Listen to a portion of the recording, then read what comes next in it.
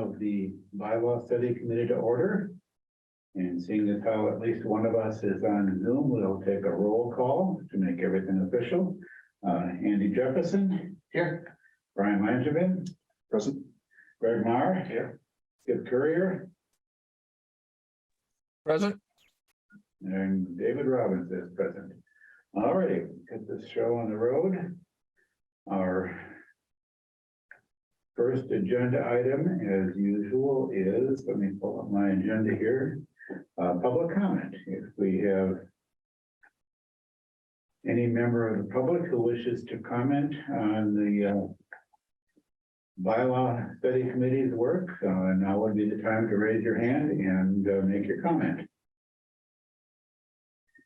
And seeing none, we'll move on to our next agenda item, which is action item list updates. So what's new? Yeah, so Greg reached out asking for the latest version, so I just sent it out to everybody last night. So that's the latest and greatest. Really, in terms of updates, I added in the attachment that the Affordable Housing Trust had sent over, just to kind of try to keep things together. And I marked them off as having responded. Greg had also sent over a lengthy list of smaller, more like more minor punctuation, those types of changes and things like that. So those are now fully reflected in the action items list.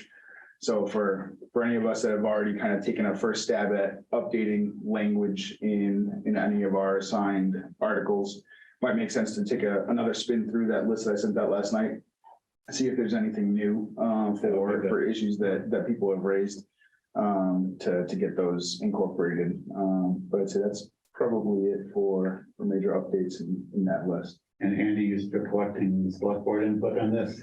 I have it, I just need to compile it all. Mash it all into there, roll it up, toss it over to us. Yep. Okay, good. Waiting to hear from that. I'm sure that will be helpful. That'll be something more to add to the list. And when that's done, we'll make that another round of reviewing everything related to the articles each one of us are working on. Sounds like a plan. And on to various topics under bylaw updates. We circulated for the previous meeting a summary of all the places in the bylaw that talk about publication of notices in local papers. I think we kind of tentatively agreed, just want to sort of nail that down here, that what we would do is put a definition in Article 1, basically to say that the term is basically mirroring what we say in the charter. The term local newspaper means a newspaper of general circulation in Grafton and the town website. So in all the other places, we can simply say we can simply use the terminology publication in a local newspaper, and that should automatically capture the correct definition of local newspaper, both, sort of the official state law public newspaper of general circulation in the town, because some of the wording, as you see through that list, some different bylaw articles word it kind of differently. So I'm thinking we can, you have to be able to pretty much update the terminology, be kind of uniform, and we'll add that definition to Article 1 somewhere. We have to figure out exactly where within Article 1. Well, I think we may have 2 or 3 items that will ultimately belong in a definition section. So as each one of us are working on the articles I've worked on so far, I've kind of taken the time to use that terminology, change the terminology where necessary. So if that's what we're all comfortable with, that's kind of an easy one to wrap up. Yeah, I'm good. Yeah. The next list was circulated for the previous meeting. We circulated, we didn't have much time to talk about was all the places in the bylaw where we talk about penalties. And one of the things that came out of our last meeting was that we thought it would be worthwhile to inquire of those town agencies that currently do non-criminal disposition, what's their experience been with that? So I followed up on that with, sent over to Evan, a query, basically listing the ones that were interested, the ones that, where the bylaws already talked about non-criminal disposition. I asked him to get us some feedback from all the various people who are theoretically assigned to enforce that. Nothing's come back to me yet, but that's sort of that's in motion. And the only other thing I can think of doing right now is for us to, well, there's a couple of things that we can look at, but with respect to non-criminal disposition, we can identify potential opportunities for adding non-criminal disposition. And I think I kind of want to ask, the various other agencies involved specifically, do you see an opportunity for non-criminal disposition on the bylaws that you work with?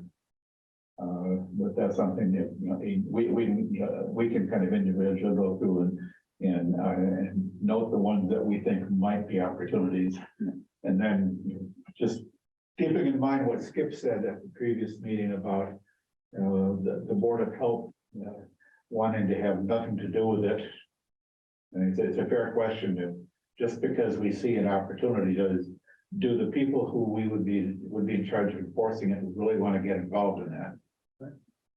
And there have been some suggestions over time. The chief had the suggestion now, but going from where we are, waiting for feedback from where it's currently in use, and we can we're looking to identify potential opportunities, and then where there is a possibility to circle back with the people who would be involved to make sure that they would like to do that. And other than non-criminal disposition, there's a lot of, there's sort of the regular old penalties, which we can kind of review for uniformity and some of the language. There's a couple of places where it seems like there's some overly broad language. There's one place where it says this is a penalty for violating any of the bylaws, and then we've got a lot more specific things. So there's something to look at there too for consistency and maybe bringing things up to date. I think the animal control, had a couple of recommendations in that regard. But not a lot. I don't have really a lot to talk about other than the sort of let's continue plugging away at that. With the hope of eventually nailing a lot of stuff down, but it may take a while. I suspect Anything else on that? Would the best plan be to just kind of, since you've already made the request of the town administrator, basically have everybody sit in a holding pattern until we at least get that back? I imagine we'll eventually, whether it's an article that currently has it outlined, or if we're thinking of adding it someplace, whoever owns those respective articles would likely want to reach out to, the enforcing agents. The one that I was just looking at, the fire chief, or the police department under the open burning bylaw and things like that. Rather than having us kind of pinging all of those folks now when Evan might be doing the same thing, let's hold off, wait and see what Evan comes back with, and then we can take it from there. Yeah, I'm comfortable with that. Yeah, I don't want us to go too far down the path when we don't really know, what people are currently thinking about their current involvement with that. I'm really, largely, I'm thinking not a whole lot of action from us until we get some of that feedback that we've already asked for. Sure.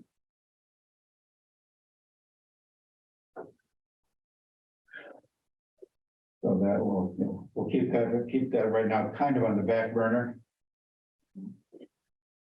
And more generally, the next item I had on the agenda was just kind of a status and progress report on the bylaw updates that each one of us have been working on so far. So I know I'd sent out several that I think I'm basically done with, subject to any further revision, of course. I have not had a chance to work on any of them in the last 2 weeks. Okay. Yeah, I was in the same boat. I did want to kind of, I show you a note on just kind of process wise, how we want to handle progress on any of those. You know, I didn't know if we want to take kind of silence as implicit kind of agreement amongst, you know, other committee members of kind of what anybody sent out for, you know, initial proposed draft changes of what they've pulled together so far, or if we wanted to maybe for some of the ones that have been out there for a while, you know, actually schedule on, you know, say the next meeting's agenda. You know, we're going to plan on running through, you know, whatever that first batch was that we had all circulated, and kind of, you know, walk through each one, see if anybody has any incremental comments. If so, incorporate those. If not, or I suppose either way, yeah, kind of come up with what we've got as our tentative, you know, latest draft. And then I know we've talked in various meetings about, you know, finding some way to post those to the website, start getting those, you know, more available to the public for any, you know, public feedback and those sorts of things. Just wanted to kind of get some clarity on what our process might be. That kind of leads into my next two agenda items, then, Troy. And so if we just we're kind of all up to date on what we've been doing now. Then the next item was really committee review of proposed updates. And what I had in mind with that was kind of what you were just talking about there. We have a bunch of updates that each of us have worked on and shared amongst ourselves. And ultimately leading up to publicizing these, basically putting them out for public review and comment. Sort of the step before that would be for all of us to agree that, yes, this is our collective wisdom on Article 25. This is our collective wisdom on Article 11. And so that would be, you know, it would be good for us to, basically for each one of us to review and comment on everything that's been shared so far. So we can, and yeah, and maybe that's a good thing for us to plan on doing at the next meeting, is to get together, you know, all of our collective opinion on, you know, these proposed revisions are now ready to be publicized. Right. And yeah, so is everybody kind of comfortable with that? That let's just take and review each other's work to date, yeah, and come prepared at the next meeting to suggest any further changes to it. Or actually, I think I have a couple of items that I should share.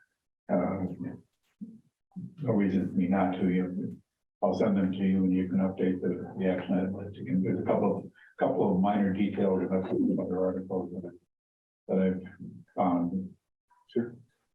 But anyway, yeah. David, at what point in time are we going to be able to talk to council about things that we may not want to put in here anymore?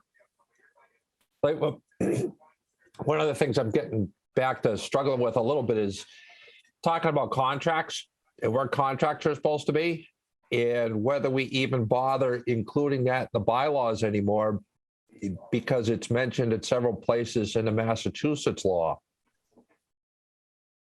Yep.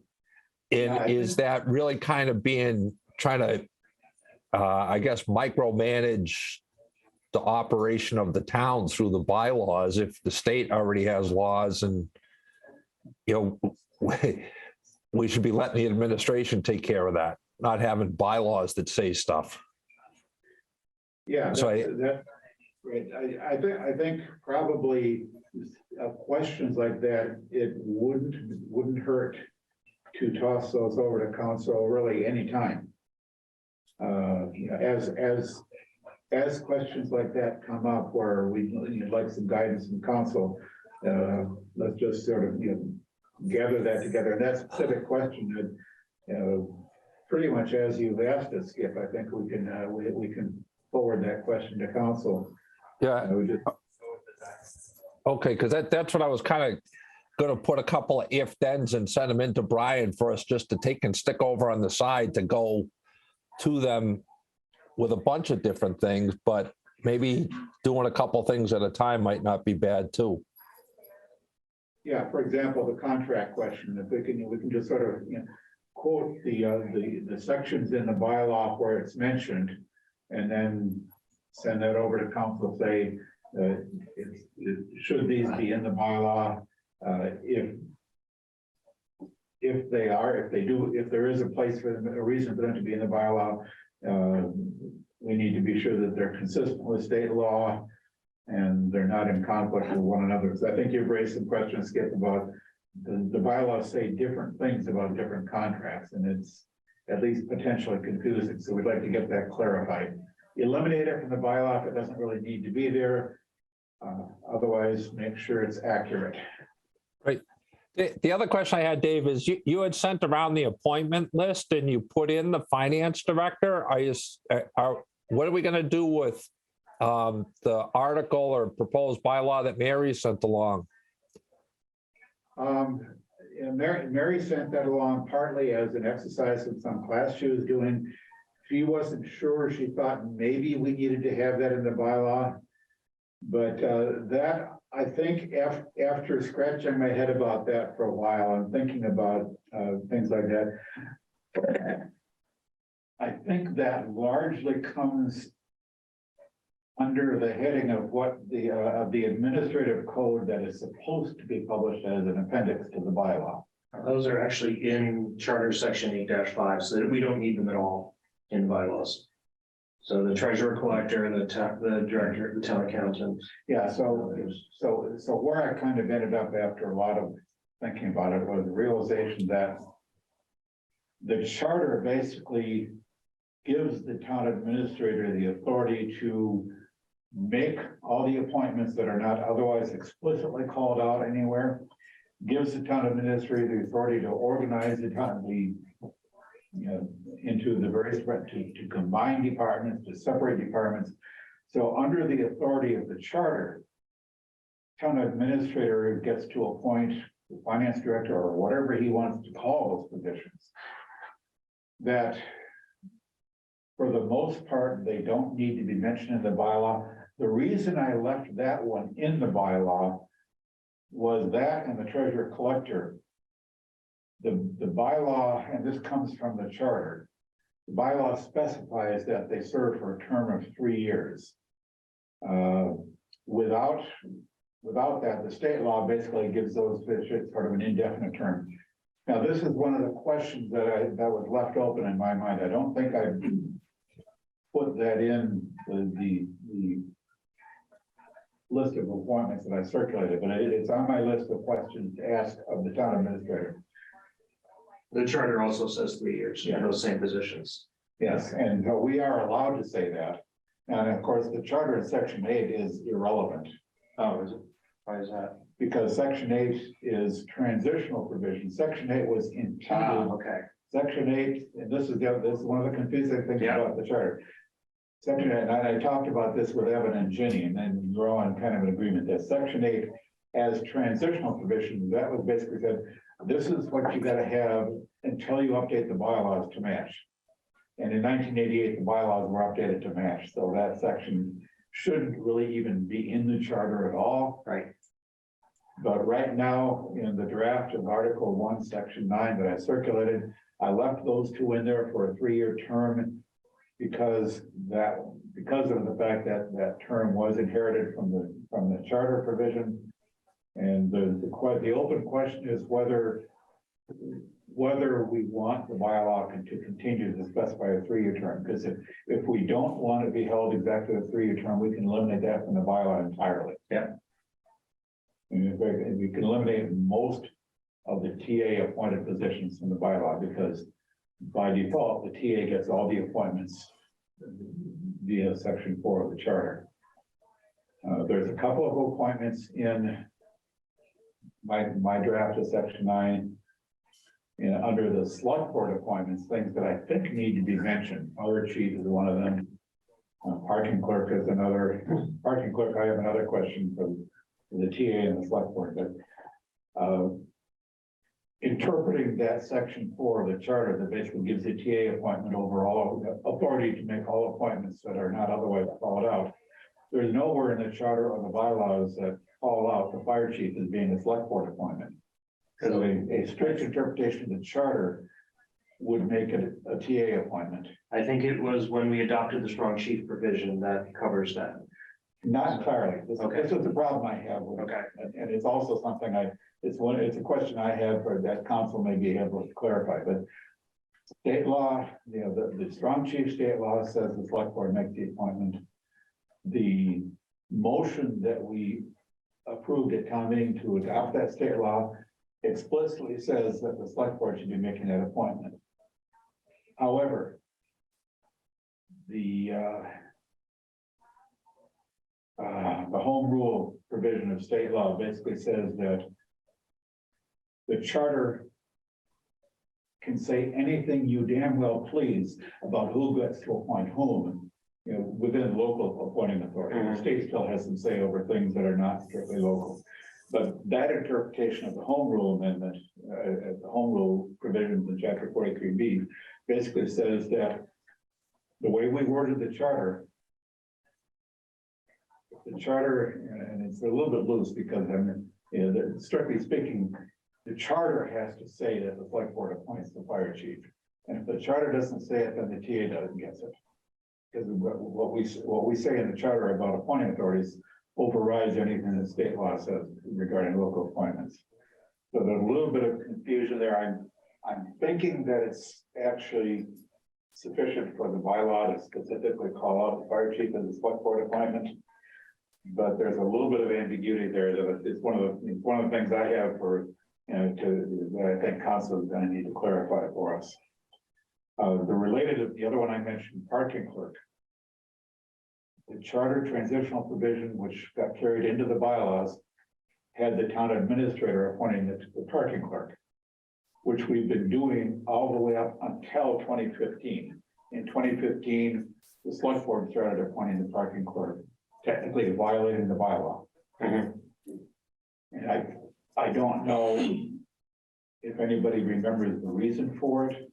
I suspect that the reason for it may have been so that the TA could be appointed as parking clerk, and the TA appointing themselves is kind of problematic. So a question for the town administrator and the select board is, do you want the bylaw to say that the select board appoints the parking clerk? I haven't asked the question yet, but that's another one of the appointment questions that remains to be answered.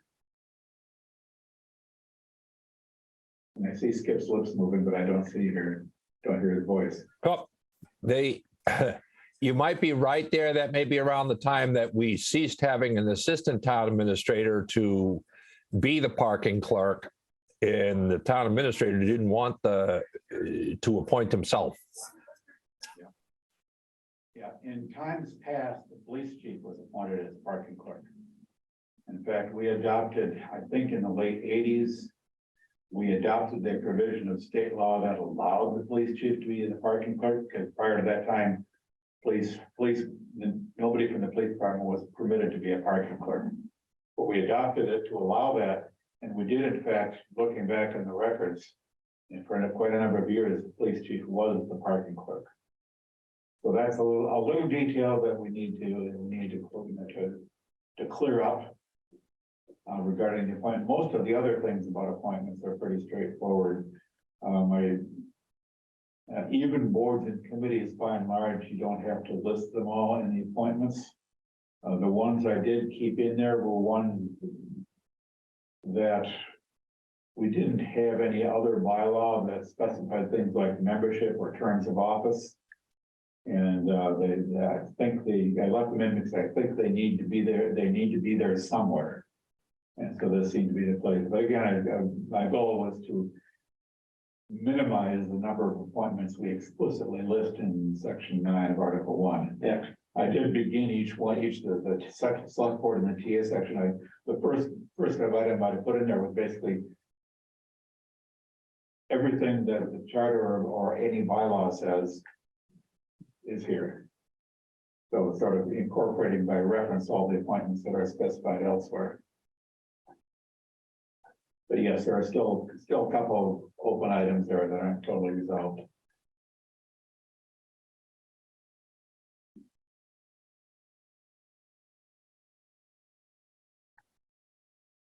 So it might be worth mentioning in the block at the top of section 9, the appointed officers, the transitional portion of the charter no longer applies because we have this here now, just to eliminate that confusion.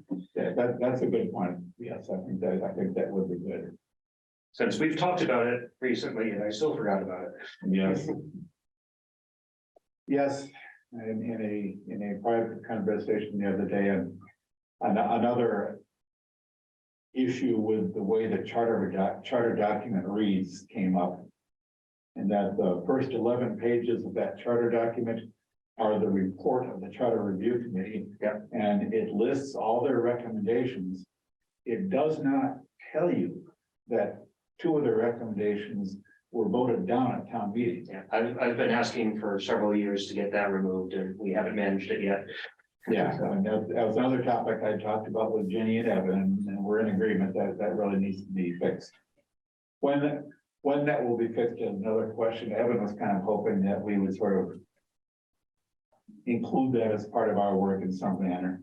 I mean, It's editorial. The town clerk should be able to publish a new Yeah. version without those pages. it is absolutely an editorial matter, but so the mechanics of how we accomplish that are yet to be worked out, but yeah, Evan and Jenny and I reached an agreement that yes, we would find a way to get that done. Dave, that almost strikes me as if we put some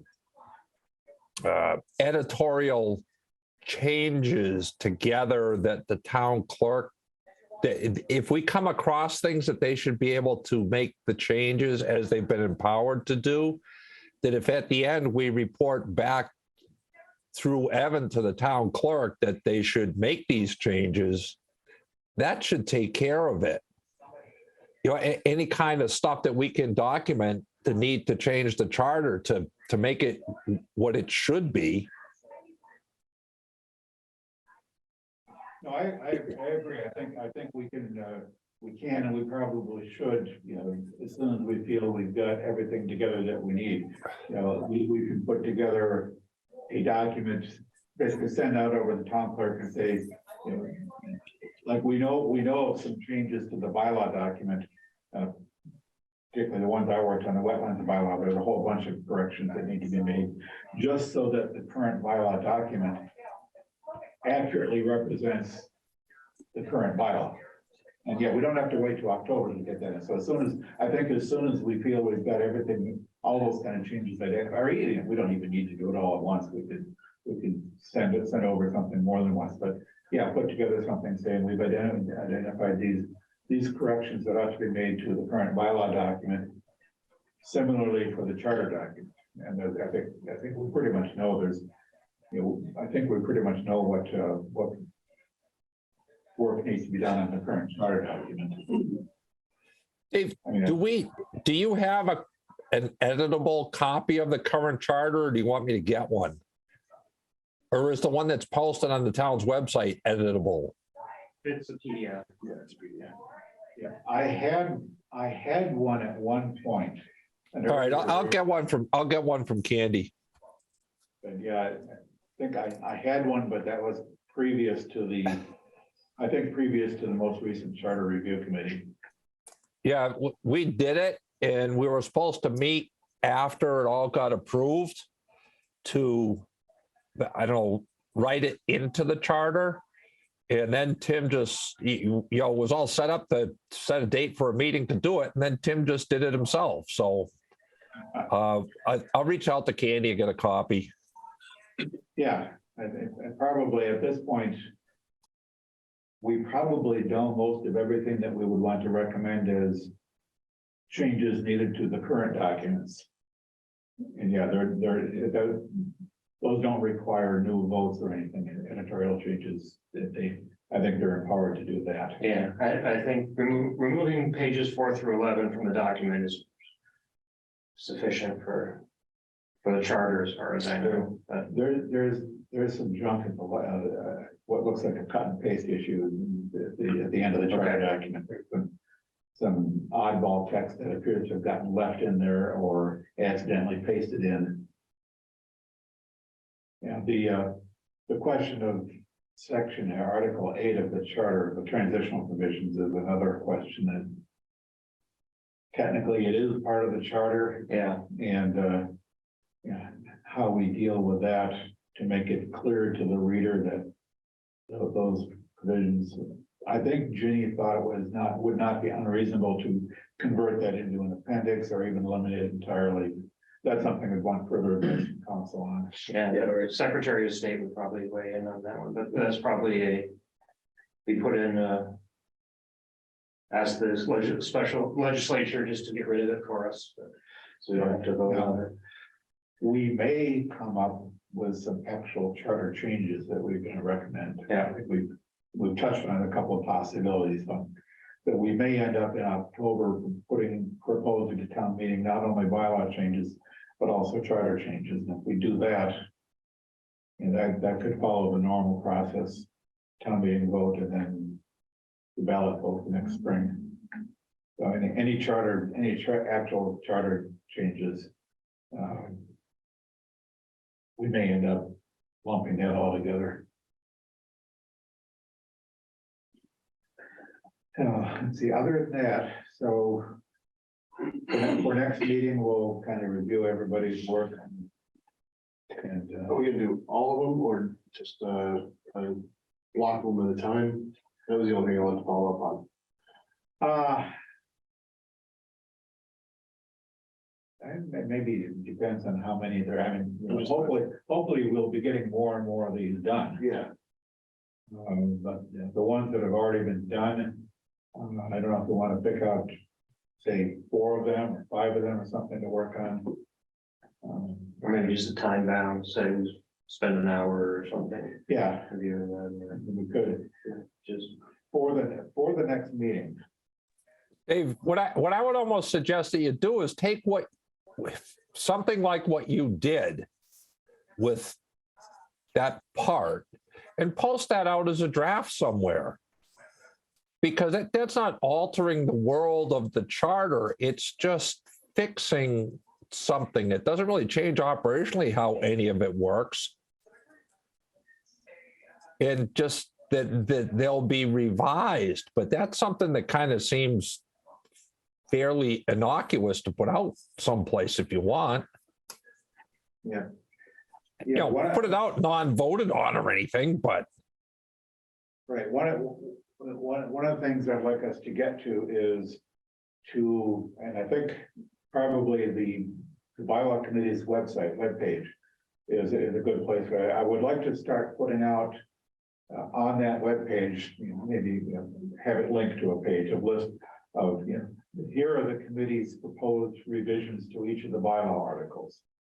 And put out a document, kind of the form. I want to talk a little bit about what we want that to look like for public consumption. But yeah, I think we should be about ready to start posting the bylaw updates that we're going to be proposing, at least the first draft of the bylaw updates we'll be proposing.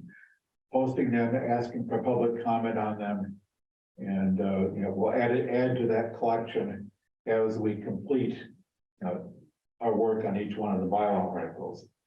But I think in terms of that's at least what I was thinking was sort of get that out on our webpage for public consumption. Here are the bylaw articles. Here's what we've come up with so far for proposed changes. We'll keep adding to that, and updating it, and like the ones I circulated, I labeled them all as draft 1. Yeah. And if we update that, then we'll make it a draft 2 and publish that. Okay, but I think we're at a point where we want to start putting this out for public consumption, public review and comment. Here's what we're doing. Here's what we're thinking. Alex, what do you think? I think it would be useful to have a page that lists section, title, current status. So section 3, here's a title, no changes proposed, still in process. Once it's in process, we put a document in there, 1 document per section. Yeah, for the most part, it would be 1 document per bylaw article. Yeah. So 41 documents. Yeah. We've got a couple of articles that we're kind of splitting up into pieces, Article 1, Article 4, Article 12. Yeah. That will be the easiest way to do it.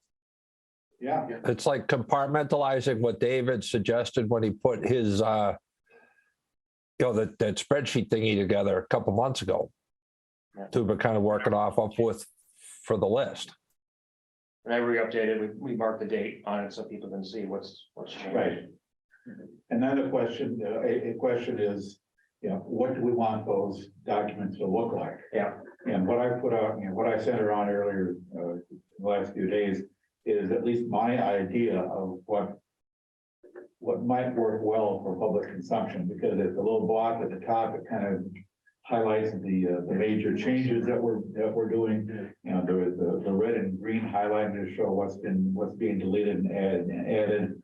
The title at the bottom of the page, or top and bottom of the page for, this is draft one, and this is the date. But to me, at least, that kind of conveys what I think would be helpful for the public to be able to review these. Of course, I'm open to suggestions for improvements to that. I like the way that appears. I do too. One thing we're gonna have to discuss before too long is how we intend to propose them to town meeting. Yes, sometime around the August or September timeframe, we have to nail down what we want the town meeting to be voting on. One warrant article for everything, one warrant article for each bylaw article. Evan actually thought that might be a good way to approach it.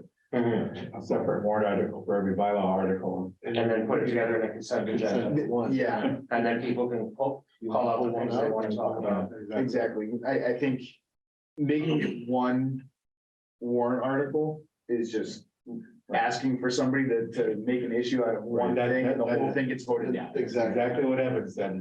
I think that especially with the advent of the consent agenda, doing them all separate, but as a consent, I mean, that's the best of both worlds. Yeah.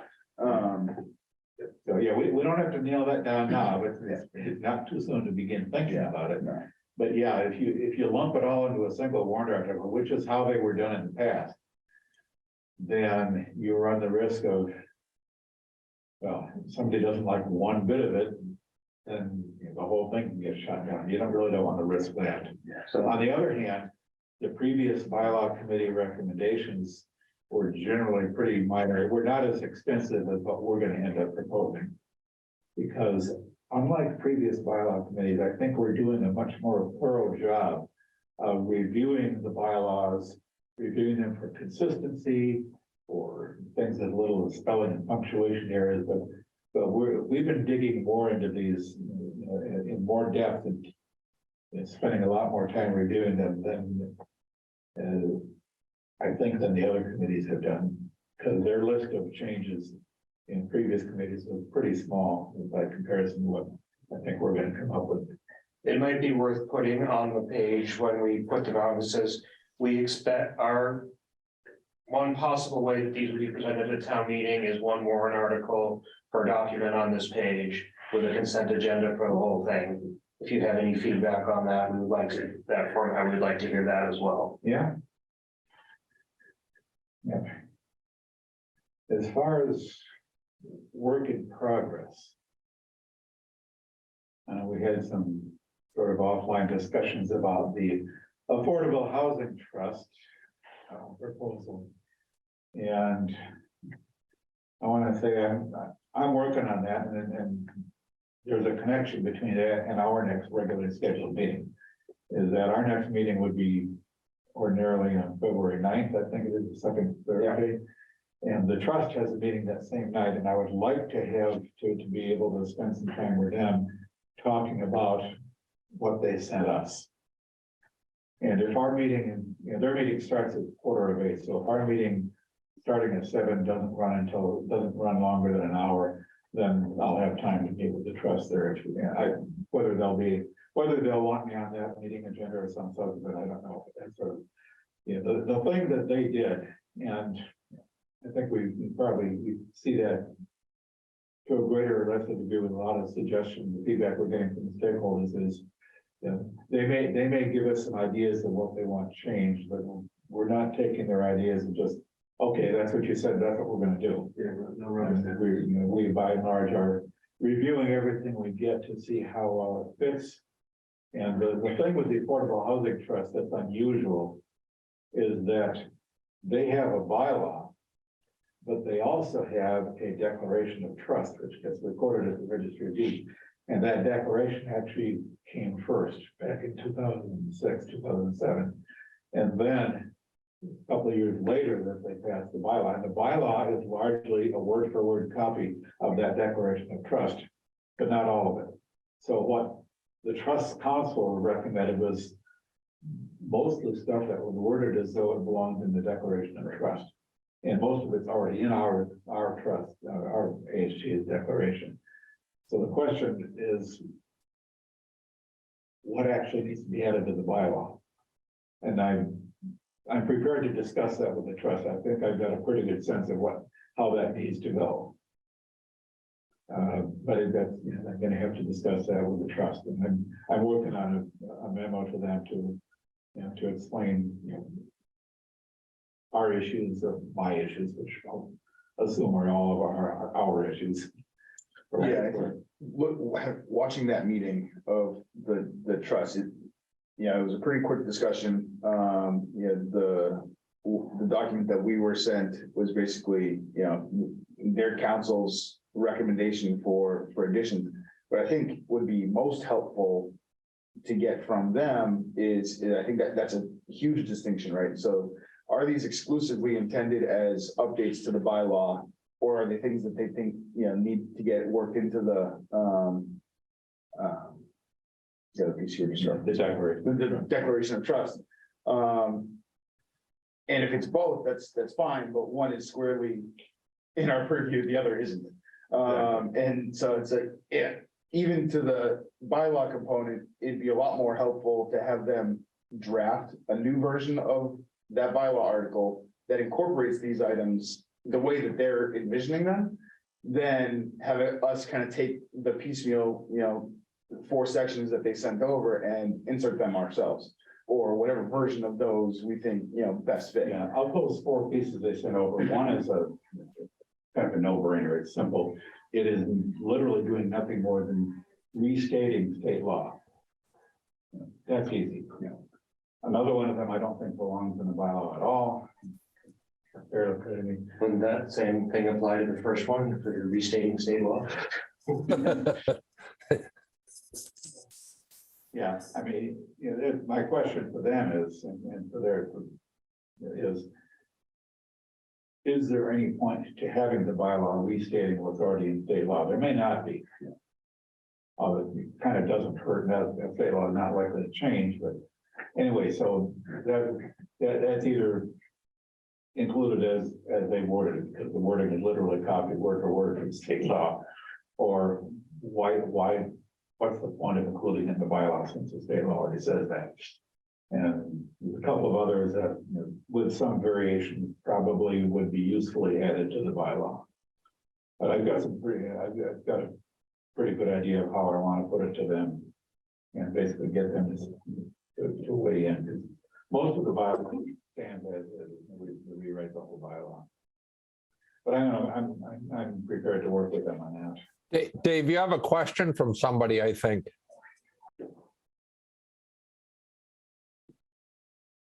Not that I can see.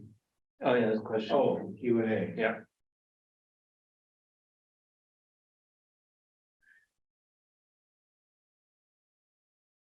Yeah, the question is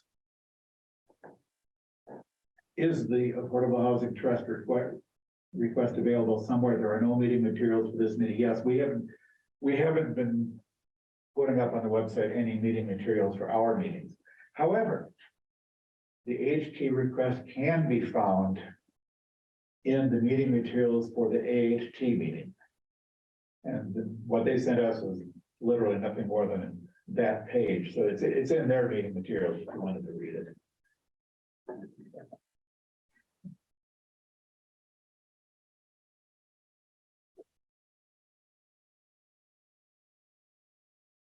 So in order to make that meeting, I would be fine with meeting earlier on that day, so we could still have time to review if that works for other people. Yeah. Like I said, I don't know if we want to spend more than an hour. And if, you know, if we meet at 7 and we're done by 8. What does that clock say? It's 8:45. It started at an hour ahead of us. Yeah, so yes, if we start at 7 and we're done by 8 or a little after, if I do get on the AHP's agenda for that night, I can make sure it's later on in their meeting. So that's not good. I wouldn't anticipate that to be a problem. And you probably just have to walk across the hall. Same on with Greg, if we do need to move the start time up, that's not a huge deal. Yeah, we'll kind of play it by ear. Yeah. I probably wouldn't want to put it any earlier than 6:30 for us. I think that would be funny. I mean, every one of these that I've been to, we run pretty close to an hour. That gets us going over by, another half. Yeah. Be a lively discussion. So sounds like we're all kind of comfortable with the format for publishing these things for review. And I'll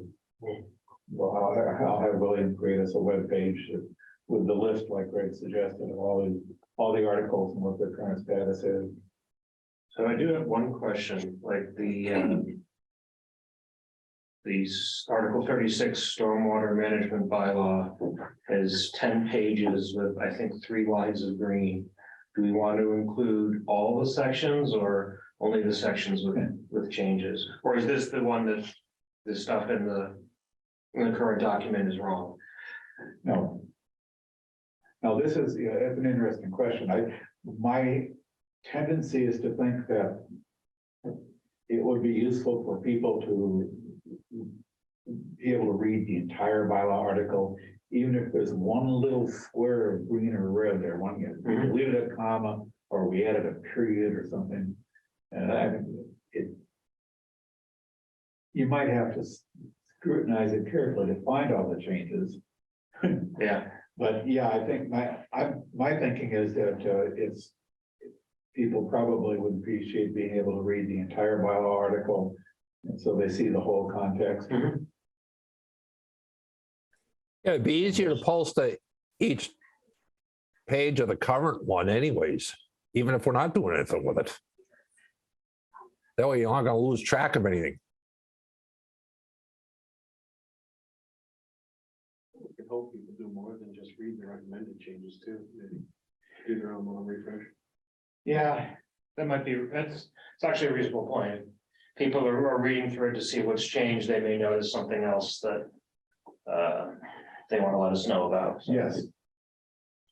Yeah, there's no guarantee that we're all smart enough to have read every word of that bylaw article and identified every change that might be appropriate. Yeah, that's a fair point. I can, just for the sake of getting it all in the same format, for the 2 or 3, I think, articles that we currently have teed up as NA, for any of us to own, because we didn't have any proposed changes. I can put those in the same format so they're ready to go on the website whenever we start loading things. Yeah, So the one where that format might be a little rough is the Lake Ripple and Silver Lake one, but we can certainly look at that.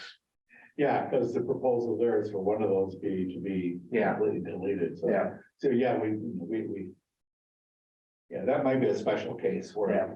where what we put out on the website rather than sort of the markup. Yeah. So say, here's the proposed replacement, and then here are the existing articles, and post them afterwards. Yeah. Yeah, so, so I think what that suggests is that the format in which we publish these really is whatever is most suitable for the changes that are being proposed. Yeah. And I don't know if there's any others that would fall into that category, but that's sort of, yeah, we're combining those two, and so how we publish that is maybe a little bit different from the rest of them. And other than that, getting back to the question of deciding which ones are ready to be published. I'm not going to ask us to decide that tonight, because that's like a topic for the next meeting. Yeah, I think we should at least discuss each one before we publish them as a committee. I would agree.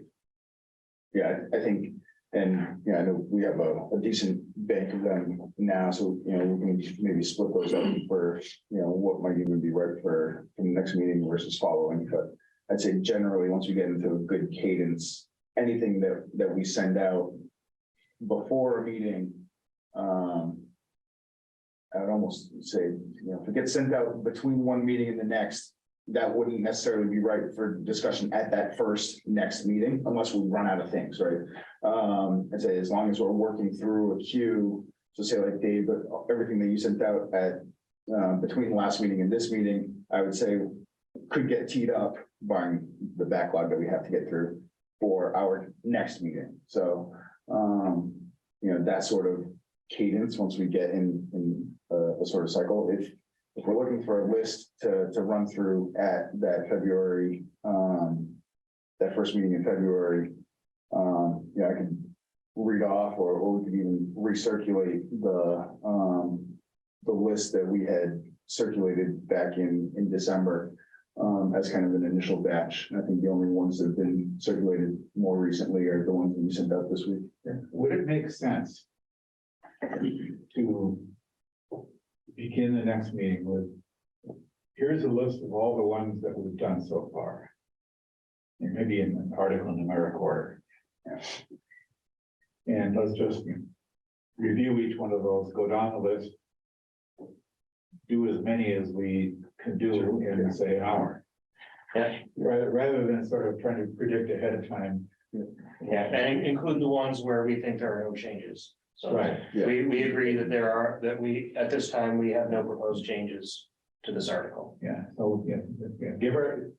so, give ourselves an hour or 45 minutes, depending on whether we have anything else, but this is probably gonna get to be our dominant mode of operation now. It's, we're now working on bylaw changes. And we need to basically work on getting those out, getting those in shape for public review and comment. So just go down the list, get as many done as we can in whatever time we give ourselves, and then repeat in the next meeting until we get everything done. But there are some stuff that's still going to take a while before it's ready, but we ought to be able to get through quite a few of them. Yeah. Let's just sort of formally say that we agree, no changes here, X, Y, and Z. And here's some others that were pretty straightforward. Consider those done. Some of them we may want to think about more. Occasionally, we might say that here's one that we've got it mostly nailed down, a couple of open questions. And play all that by ear. Yeah, sounds like a plan, right? Next meeting, we'll just start going through the ones that we've already done and deciding which ones are ready for prime time, or possibly with a few changes that we agree on, and we can, either way, we'll get them set up to put them out for the public. Right, and I think whether or not it gets posted can be a result of that discussion, right? So if there's one that we go through and we say, this either needs a lot more rework, or there are things that we're kicking over to town council for their opinion on, it's like, well, maybe we don't post this one yet, and the committee's got more work to do before we put that first draft out there. But if we're good with it, whatever.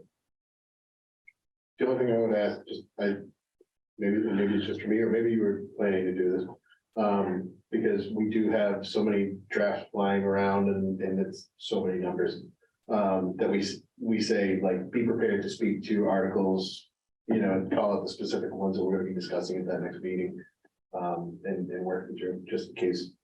I like to review them ahead of time and come into the meeting, even if we're going to have a thorough discussion then. But just so we're aware which specific articles we'll be discussing it and which specific meeting. If you want, when I circulate the ones that we're just gonna, put in the format with no changes, I can, as part of that email, send out everything that we've received to date. So we've got all of those in one email, And theoretically, all of those would be up for discussion at the next meeting. If we move quickly enough through them to get to them, but yeah, the plan is to go through an article number order. You could pretty much assume that, we're starting at the top, working down. We probably won't get through all of them, so, prioritize accordingly. But yeah, I could include everything in that one email if that'd be helpful for folks. Sure, I didn't want to make more work for you in that regard. No, I've got them all sitting in a single folder anyway, so. Yeah, I don't mind going back through the emails and finding which one came when, as long as I know which one I should be looking for, in particular. But yeah, that'd be super helpful. Yeah, Thank you. So we don't end up looking at any old Right. drafts or. yeah, no, exactly. Version control could easily become an issue.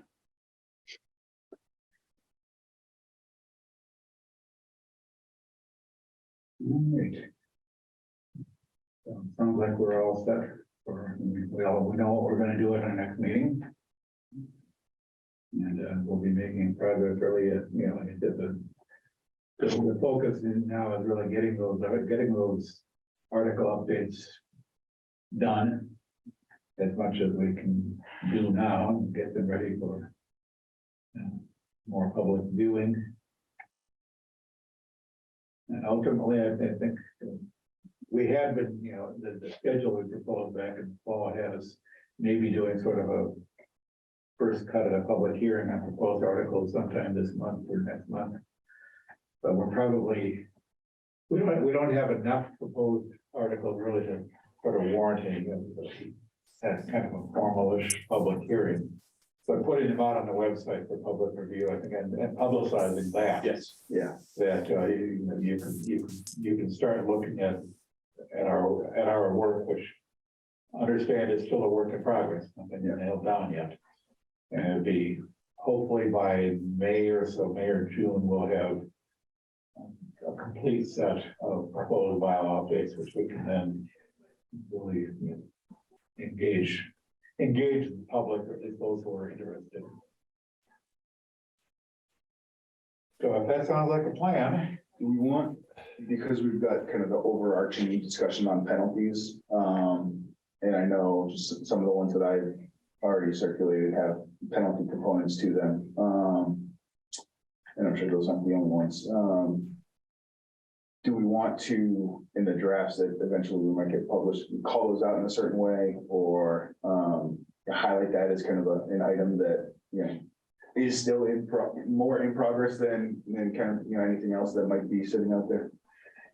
It might be worth, in like that comment block that I put at the top, it might be worth saying that the penalty section, section 6 or whatever, so the penalties are currently under review and may or may not be updated. Sure. Makes sense.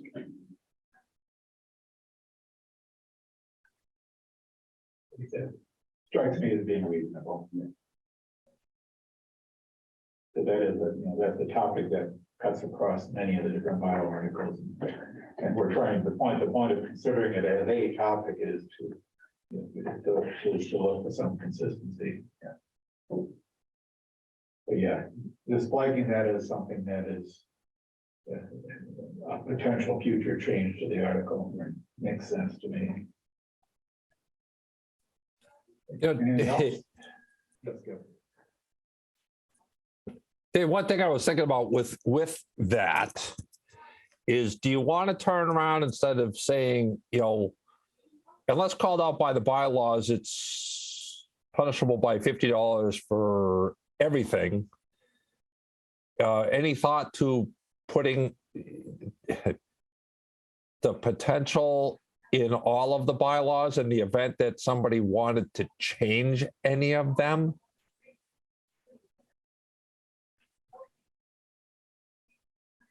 And make some more prohibitive than others? Good question. I don't know. Well, I would say if there's any that we want a more or less significant penalty, I think it would be up to those articles to call that out. And I think that's why that provision is worded that way, is that, barring anything else, this is the penalty. So, Brian, in that case, then I would say take everything out that mentions a penalty other than something that's different than the $50. Yeah, I think if we have any articles that currently call out a penalty of $50, then, we could consider removing those as duplicative of that term, but yeah, I think if we're currently calling something out that's higher or lower, that could be a reason to leave it. Yeah, I would be inclined, if a particular bylaw article has a penalty clause in it, yeah, I'd leave it in there, but, we could note that we are still reviewing penalties and that may change. Yeah. A bylaw that doesn't currently have a penalty clause, some of them don't, some of the bylaws don't have an applicable, the concept of a penalty just doesn't exist, like the finance committee bylaw. Who are you going to penalize for violating the finance committee bylaw? But any bylaw that I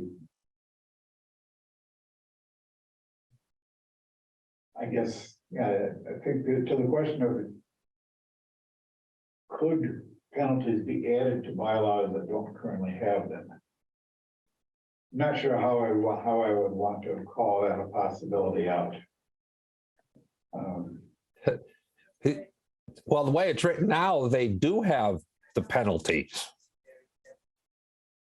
Unless some bylaws don't mention a penalty, but they have the implication that there's a penalty for not following them. Right, there is a very broad penalty that unless otherwise stated, this penalty applies. Now that's a topic that I don't know, it's a little bit vague, but Well, somebody's asked a question, but I don't think that they realize that there are some penalties handing out, like the parking bylaws and that kind of thing. yeah, so that's a whole nother topic. It's sort of a whole nother topic. I think we may have discussed this with the last meeting. Penalties are not enforced here in Grafton. Well, when you have like a $20 penalty, and the only way to enforce it is to go to court, as a practical matter, it's probably not going to be enforced. So, it's a fair question to ask, and I don't know, and that's probably something that a topic that we might want to take up with Evan and maybe others is to seriously, what do we do about enforcing some of these bylaws? I think that's why we got into the topic of non-criminal disposition Yeah. at our last meeting. Yes, I mean, there are a lot of penalties called out in the bylaws, and we have asked to, as part of an attempt to get an answer to the question, we have a non-criminal disposition, which is significantly easier from an enforcement perspective, but to what extent do we actually use that? And to what extent do the various agencies responsible for enforcing these bylaws want to have some more serious enforcement powers than we currently use? So that could end up being a much larger topic than possibly even than we want to grapple with. And I do think we're going to try, and part of it is to find out from the various enforcing agencies, what are the practicalities of enforcement? And we could even ask the question, are the penalties specified in the bylaw even realistic? Is there any point to having a penalty if you can't enforce it, or if enforcement is too problematic? I don't know. The more I think about it, the more some interesting questions come up, and I don't know the answers.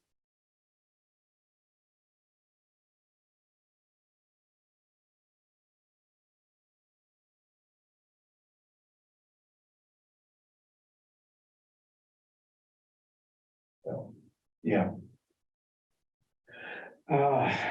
Definitely more to talk about with penalties.